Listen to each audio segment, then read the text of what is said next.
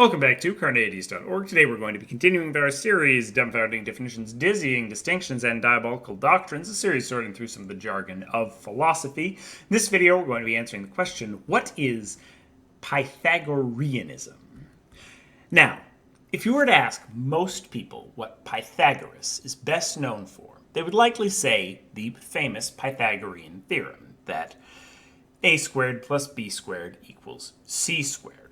However, this is odd for two reasons. There is evidence that Pythagorean triples, or the whole numbers that add up on the sides of a right triangle, were discovered well before Pythagoras in Babylon.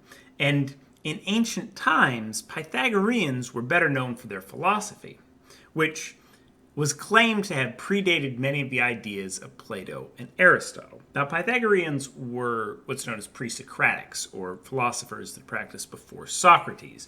So their philosophy's a little, at some points it verges more on the spiritual than what we would consider philosophy. Now, that said, some of the followers of Pythagoras, particularly Neo-Pythagoreans that lived after Plato and Aristotle, have claimed that the ideas of Pythagoras are actually the ideas that were the birthplace of Greek philosophy, and Plato and Aristotle were just copying off them. So, Pythagoras is something of a mythic figure in ancient philosophy. Like Socrates, he wrote nothing himself, so we can only garner information about him from his disciples, much of which has been lost. A discussion of the life of Pythagoras will need to await another video. But based on the works of Aristotle, Pythagoras was something more akin to a religious figure who did things like forbade eating beans, had a golden thigh, and bit a snake to death, believed in metempsychosis, that the soul moves to another body after death, similar to a doctrine of reincarnation, and that he was given philosophy, the seed of ancient Greek philosophy, in a divine revelation. Now, neither Aristotle nor Plato count Pythagoras in their own philosophical tradition. They treat him more like something more spiritual, as evidenced by the don't eat beans and I was given philosophy by God. However, many Neo-Pythagoreans claim that all Greek philosophy, including the works of Plato and Aristotle, was derived from the divine revelation of Pythagoras, and everyone else is just kind of building off of that. There's little, if no, historical justification for these claims, and there are Neo-Pythagoreans within the Christian tradition as well who say that, well, Pythagoras was given this information by God and so on and so forth, and that's why we have all the Greek philosophy that we do. However, in this video, we're not really going to concern ourselves with historical questions of whether or not Plato and Aristotle were themselves followers of Pythagoras. A future video will cover the topic of kind of these Neo-Pythagorean claims in greater depth, but we're not going to worry about it now. What we are going to look at is, what did Pythagoreans believe? And we're specifically going to focus on positions that are outlined by Aristotle as the so-called Pythagoreans. Now, philosophers today have stipulated that this was possibly because these so-called Pythagoreans claimed to be followers of Pythagoras, but actually did something more akin to philosophy and less akin to kind of the cult worship that followed Pythagoras around. And so Aristotle calls them so-called Pythagoreans because they supposedly follow Pythagoras, but are actually doing something much closer to what we would consider philosophy, in line with Plato, Aristotle, Socrates, and so on. So there are two theories that we're going to look at. The theory of limited, unlimiteds, and harmony, and the Pythagorean table of opposites.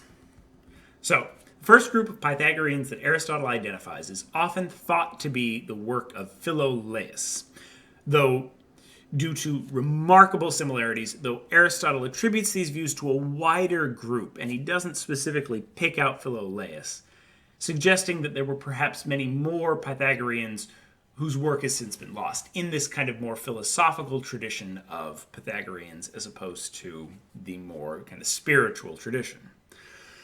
Unfortunately, much has been lost even of these writers, and so modern historians have looked at this and said Aristotle is probably at least talking about the works of Philolaus, just because the similarities are staggering. And we do have some fragments of Philolaus' work. So, Philolaus took as basic two types of things in the world, which he called unlimiteds and limiters. Unlimiteds were traditional kind of pre-Socratic substances such as air, earth, fire, water, though Philolaus also includes more intangible unlimiteds such as space and time. However, Philolaus argues that there must be something in addition to these unlimiteds to achieve the diversity of what we see in the universe. These limiters might be described now as shape, position, or other properties that make something like an unlimited fire into a spatially and temporally limited sun. So you have the limiter of a sphere that limits the unlimited fire into the shape of a sun. Now, the third element of Philolaus' philosophy is a method for combining the unlimiteds with the limiters, which he calls harmony. For this, he does provide one surviving example of his theory, a musical scale. Here's where the mathematics of Pythagoras can be found at least a little bit. According to Philolaus, unlimiteds and limiters must be put together in particular ratios, or are naturally fall together in particular ratios. Picking pitches at random on the unlimited of possible sounds would not make for enjoyable music. So you have an unlimited of all the possible pitches and sounds. You're limiting those by picking a specific pitch or by limiting the ends of your string or the length of your horn, what have you. Or pipes in those days, I suppose. But it doesn't always work. If you pick pitches at random, you're not going to perfectly align. However, if we use mathematics to find the ratios between, say, fourths, fifths, and octaves, we can properly combine limiters and unlimiteds to create something beautiful, namely music. Now, we might extrapolate from this theory that it is by using mathematics that we can understand why things are combined the way they are. The sun and the earth are spheres, as these are more harmonious mathematical shapes. Buildings stand better when strong, regular geometric shapes are used than when crooked, irregular shapes are used. Now, Macrobius claimed that Philolaus argued that the soul was a harmony. Some have argued that this was the harmony of the unlimited of heat, limited by breath. But once again, it's hard to tell how much of this is Neo-Pythagoreans trying to put a particular view onto Philolaus, and how much was actually something that he advocated because so much of his work has been lost. So now this leads to the second element of Pythagorean philosophy that I will mention here, the table of opposites. It's important to note that many ancient philosophies had tables of opposites, which they used to explain the interactions of the world.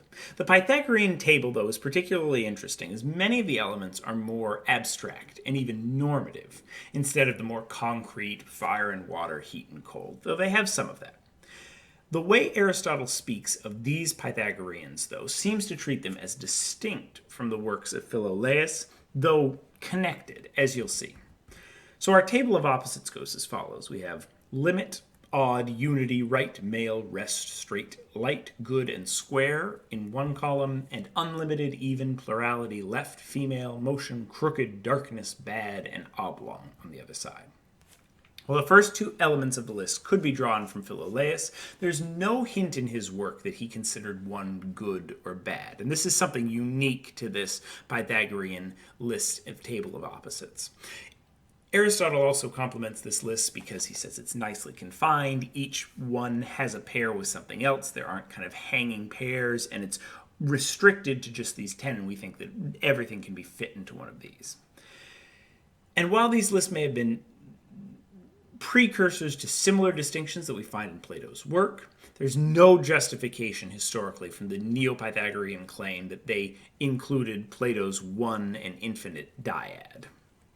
So, it's an interesting list to look at, and it's interesting to think of how we might normatively judge things like unity and right as opposed to left, and straight and rest as good things or square things, and other things that are in the other column as bad or negative things.